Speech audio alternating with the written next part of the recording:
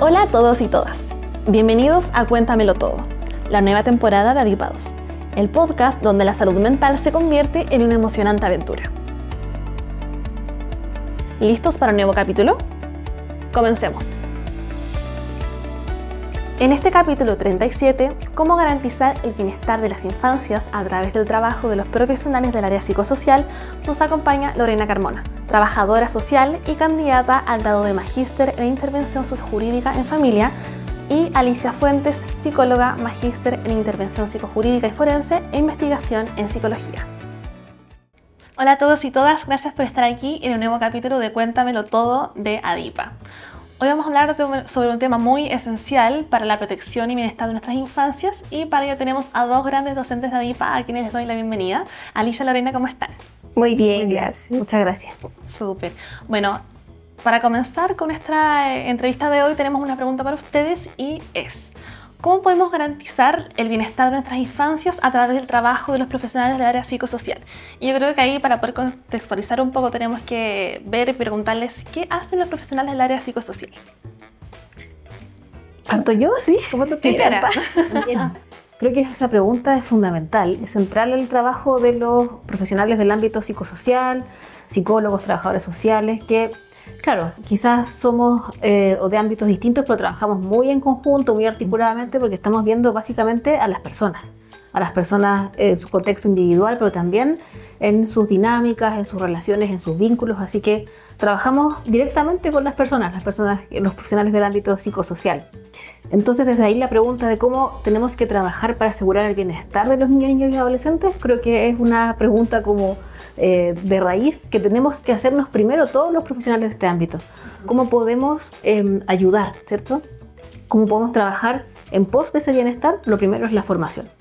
O sea, eso es fundamental. Tenemos que ser responsables éticamente también de la formación que tenemos para cómo vamos a actuar en relación, ¿cierto?, a las problemáticas que enfrenta la infancia, la adolescencia, las familias también. La formación es fundamental. Información respecto de las experiencias adversas en la infancia, el trauma complejo, claro, violencia intrafamiliar. O sea, son elementos que deben estar en la caja de herramientas de los profesionales del ámbito psicosocial.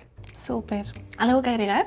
Sí, sumado a lo que dice Alicia, el tema de la formación, la capacitación, porque creo que la única forma en que realmente podemos aportar es cuando contamos con esta caja de herramientas que habla, claro, ¿cierto? Respecto a conocimientos básicos, estar actualizado, trabajar desde un enfoque directo, ¿cierto? Entender a los niños, niñas, adolescentes, las niñeces, como decías tú, infancia, como sujetos de derecho, que es un cambio de paradigma. Hoy día todavía escuchamos muchos profesionales que hablan de menores, por ejemplo. Manejar conceptos, teorías, modelos, pero también conocer, por ejemplo, el marco jurídico. Si bien, Alicia es psicóloga y trabajadora social, pero tenemos que también manejar, por ejemplo, esos elementos. Creo que la única forma que podemos aportar desde los distintos ámbitos, por ejemplo, de lo que es promoción, prevención, intervención, la reparación, por ejemplo, pero hay que estar capacitados. Claro, es un trabajo integral entonces.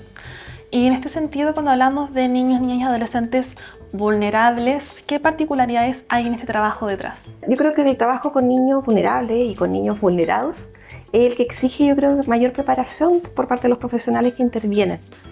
Tanto cuando se detecta una vulneración, por ejemplo, que es importante saber cómo actuar, que todavía pasa, ¿no? Que a veces parece que se sale del pregrado sin tener claridad respecto a aquello, como si también todo lo que sigue después, ¿no? La intervención que se hace con la familia, la intervención que se realiza con ese niño, niña o adolescente. Yo creo que hay un tema que es relevante. Yo creo que como que todo apunta al tema de la formación, los criterios también con los que cuenta el profesional. Yo quería complementar ahí a lo que dice Lorena. La formación es fundamental, y yo creo que la formación también nos permite entender a los niños, niñas y adolescentes como sujetos de derecho. O sea, no solamente para protegerlos, resguardarlos, que durante mucho tiempo trabajamos así, desde el niño que está en la calle, el niño que es maltratado, el niño que es abusado. A ese niño es el que le damos protección, pero considerándolo casi como un objeto. Es mucho más que eso, es un sujeto de derecho, pero eso es un cambio de paradigma. Yo creo que también los profesionales del ámbito psicosocial podemos empujar ese cambio de mirada respecto de la infancia, ¿cierto? No es que mi hijo sea mi propiedad o sea un objeto de protección, sino que es un sujeto que tenemos que nosotros como sociedad tratar de que pueda ejercer todos sus derechos. Eso yo creo que también es un cambio en el que podemos empujar nosotros desde el trabajo social, desde la psicología, en esa consideración de la infancia desde esa mirada de enfoque de derecho, como hacía también Lorena. Y en esta línea, Alicia, Lorena, ¿cuáles son los contextos más comunes donde se requiere conocer esta situación de este niño, niña y adolescente? Contextos más comunes donde uno requiera como, ok, aquí hay que poner ojo, tenemos que conocer esta situación más en fondo para poder proteger el bienestar y proteger a este niño o niña. Yo creo que por un lado hay que tener ojo cuando se detectan vulneraciones, ¿cierto? Y por otro lado, me imagino que también apunta a eso como los espacios donde más se ven niños, los colegios, los jardines infantiles, la gente que trabaja en salud, por ejemplo, en la atención primaria, que hacen los controles. Yo creo que es donde más fácil podría ser pesquisar o detectar, ¿cierto?, cuando hay alguna situación de vulneración. A diferencia de otras personas que trabajan, por ejemplo, en mi caso, yo trabajo en una institución en la cual las personas ya llegan cuando se ha detectado la vulneración. Pero es importante que todos los profesionales, y no solamente los del área psicosocial, sino que todos los profesionales que tienen contacto directo con niños, estén capacitados con estas temáticas. ¿Y cómo podemos detectar esto? Porque tú hablas como de una detección que es como que viene antes. Entonces, ¿cómo podemos hacerlo? Y en el caso, por ejemplo, de los profesionales, como también personas que estamos como alrededor, amigos, compañeros de colegio, profesores, por ejemplo. Eso es, ahí está la detección temprana que llamamos. Es el enfoque como de mientras antes detectemos algo, antes actuamos y antes reparamos o también ayudamos en ese caso a ese niño, niña, adolescente. Entonces, un tema tiene que ver con la sensibilización, ¿cierto? Con sensibilizar a los profesionales, por supuesto que es importante, pero también, como dices tú, al ciudadano de a pie. O sea, yo como mamá, mi vecina, las personas que están en un contexto, en un barrio, en un colegio, la sensibilización respecto de que la vulneración de derechos, por ejemplo, en el caso de las infancias y adolescencias, es algo que puede estar en cualquier contexto. O sea, en clases más acomodadas, en clases donde hay más pobreza, porque de repente también hay ciertos prejuicios respecto de aquello. La verdad es que lamentablemente es algo transversal. El abuso sexual, el maltrato infantil, la negligencia lo podemos encontrar en cualquier contexto. Entonces todos podemos hacer o tener de alguna forma una mirada activa para detectar aquello.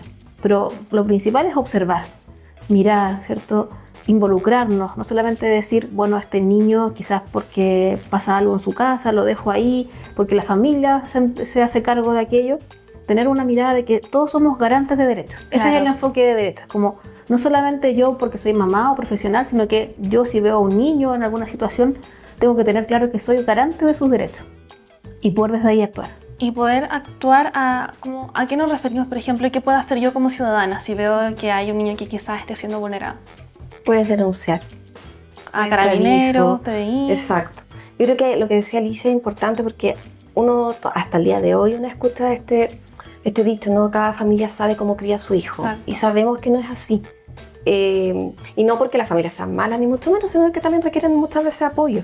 Entonces creo que por un lado es eso y no relativizar los temas de vulneraciones, porque a veces se tiende a relativizar, bueno, le pegó, pero era un poquito, no era tanto. No, sí, la mamá lo reta mucho, lo trata mal, pero tampoco es para tanto. Entonces, bajo esa lógica a veces va, ¿cierto? Se va tapando. Claro, es como minimizar un poco el problema. Sí. Yo quería complementar lo que dice Lorena y también pensando en tu pregunta en qué hago si detecto algo. Por ejemplo, no sé, soy vecina de una casa donde escucho muchos gritos de niños. No sé efectivamente qué está pasando, pero hay una detección temprana, ¿cierto? Detecto algo. Bueno, Carabineros, PDI, ¿cierto? Que son como los lugares donde la gente más comúnmente va a denunciar, pero también a nivel territorial, y ojalá sea así, las personas puedan acercarse a instituciones como las oficinas locales de la niñez, por ejemplo, que también son parte del nuevo sistema de garantía de la infancia. Ojalá las personas conozcan dónde está esa oficina, claro. Donde no está la OLN, están las OPD, ¿cierto? Las oficinas de protección de derechos, que son comunales. Entonces también ahí que la gente pueda conocer lo que hay en su territorio. Ese sería el ideal. Siento que hay mucho desconocimiento, mucha desinformación. Exacto, eso también tiene que ver con la sensibilización, además de poder detectar, ¿qué hago después? Porque claro, si no tengo esas herramientas de sé esto, que a lo mejor no quiero ir a Carabineros por alguna razón, pero puedo ir a la OLN, puedo acercarme a esa oficina y poder contar aquello que está pasando para que puedan hacer algo al respecto. Yo creo que también podemos empoderar a la gente respecto de esas herramientas. Súper, muy importante. Y volviendo quizás un poco al lado de los trabajadores del área psicosocial, ¿cuáles son los principales desafíos que enfrentan ellos al momento de intentar proteger el bienestar de niños, niñas y adolescentes? ¿A qué es como lo principal que se enfrentan ellos?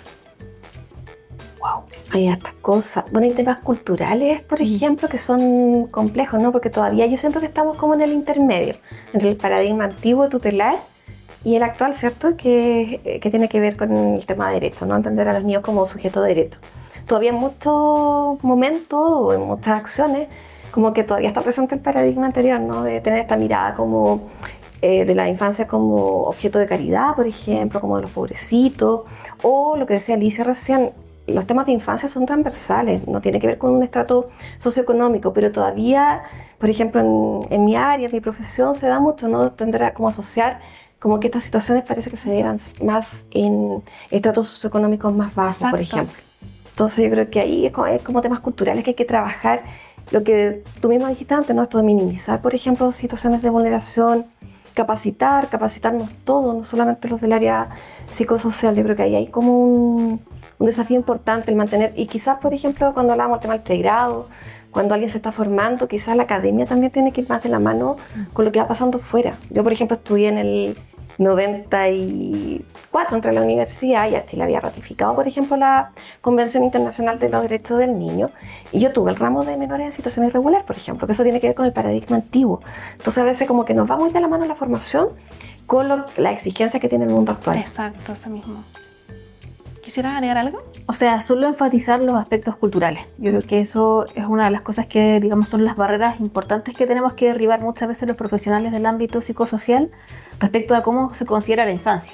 Como decíamos antes, como objeto de, o que las familias son las que más saben respecto de cómo manejar a sus hijos o criarlos. Y cuando enfrentamos una vulneración de derechos, entendemos que hay que ir mucho más allá de eso. Entonces, yo creo que los factores culturales, incluso pensando en el trabajo que tenemos que tener todos en el ámbito psicosocial, seamos psicólogos, trabajadores sociales, profesores, gente del ámbito de salud, desde un modelo ecológico. O sea, no solamente yo veo a una persona, por ejemplo, yo soy psicóloga, o una familia en el caso de, no sé, el trabajo social. Esa persona, esa familia está en un contexto mucho más amplio, cultural, de valores, de creencias. También eso es una barrera importante que tenemos que enfrentar cuando hacemos una intervención quizás tan específica como una terapia individual o un diagnóstico a nivel familiar. Claro. Y para ir cerrando, esta es como una pregunta para quienes nos están escuchando y quizás desean formarse en esta línea. ¿Qué tipo de habilidades deberían empezar ellos como a formar, a ejercitar para poder formarse en este ámbito?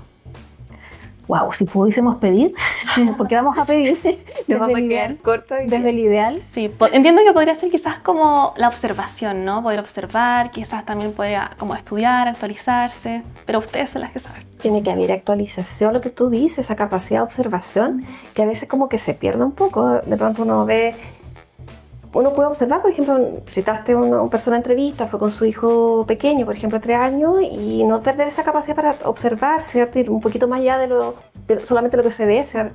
Cosas que nos dicen mucho, ¿no? Los gestos, cómo es el trato con ese niño, etc.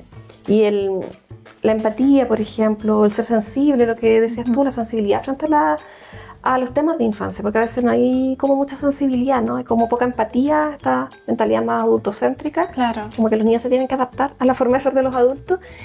Y el tema de la capacitación es sumamente importante. Yo creo que siempre hay que estudiar, y estudiar no pensando como en la nota, que es algo que yo siempre digo, porque a veces uno nota que la gente estudia como para obtener un certificado, obtener la certificación. Claro, luego se olvida, ¿o no? Claro, entender que tú estudias, pero en el fondo es para adquirir ciertos conocimientos, para ponerlos al servicio de tu trabajo, ¿cierto? Las personas que atendemos, los niños en este caso, y también para compartir esos conocimientos, tampoco ser tacaño, ¿cierto? Con el conocimiento, sino que también compartirlos con los equipos con los que uno trabaja, porque a la medida que todos sabemos más, podemos hacer una mejor intervención, un mejor trabajo.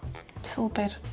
Yo quería complementar a eso con una idea como quizás bien concreta, como una especie de caja de herramientas o como un kit de herramientas, así como, no sé, un trabajador, no sé, un arquitecto, un médico. Un médico, ¿cierto? Tiene su maletín de instrumentos. Bueno, nosotros los profesionales del ámbito psicosocial, ¿qué tenemos?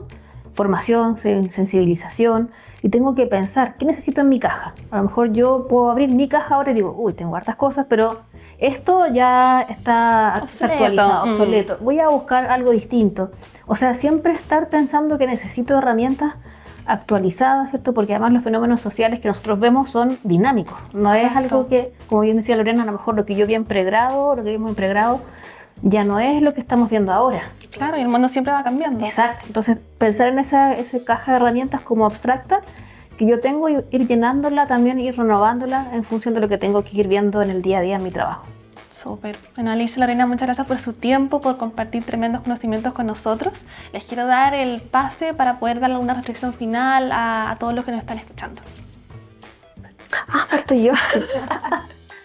No, a ver, un poco lo que dije antes, importante siempre estar capacitándose, siempre estar actualizándose, pensando siempre no en la certificación, no en la nota, sino que en poder adquirir conocimientos para poder hacer un buen trabajo, intervenir y sentirse responsables también, ¿no? El trabajo que uno hace o que una realiza realmente puede generar impacto, puede cambiar la vida de personas. Entonces, no que no se crea súper importante una heroína, pero efectivamente se puede cambiar, se puede impactar positivamente. Uno puede ser la heroína de alguien más. Y también negativamente si es que no está bien preparado. Entonces, ser muy responsable, ser riguroso, ser éticos también.